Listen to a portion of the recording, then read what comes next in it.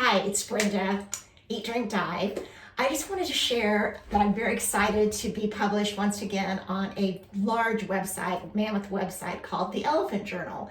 And it is a mindful living, conscious, green earth kind of spirituality website that I haven't written for since 2012. So I'm really going to encourage you. I'll put the link in the comments below to the article, which is called Grounded at Last. And it is about the shifts that I've seen occur during the pandemic with less flying, obviously cruise lines being shut down, and how that might not be a bad thing. And some shifts that Tom and myself are going to do moving forward with the way we travel to be more economical and travel greener and with a lower carbon footprint on the earth. So follow along and I'll tell you all about it. On May 17th, I drove to Kansas City International Airport, and this is what I saw. 2,000 Delta 737s grounded and still, and it was freaky.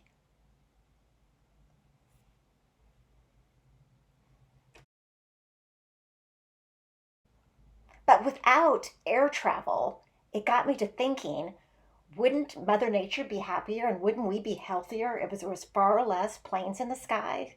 The smog and the carbon emissions that air pollution has caused over the past couple of generations kills more than 5 million people worldwide each year. It got me to thinking about cruise lines and the impact that cruise lines have on the planet. The world's largest cruise ship at the current moment carries 6,780 passengers. It has 20 restaurants. It has 23 swimming pools. And more importantly, large cruise ships use about 250 tons of fuel a day, which is the equivalent of 80,000 gallons. And unfortunately, some of them are guilty of dumping trash and sewage into ports or into the open ocean as they travel. Now let me plead guilty. I am guilty of sabotaging the planet. Back in October, Tom and I went on a huge Caribbean cruise on the Royal Caribbean, and it was excessive and embarrassingly expensive in every way.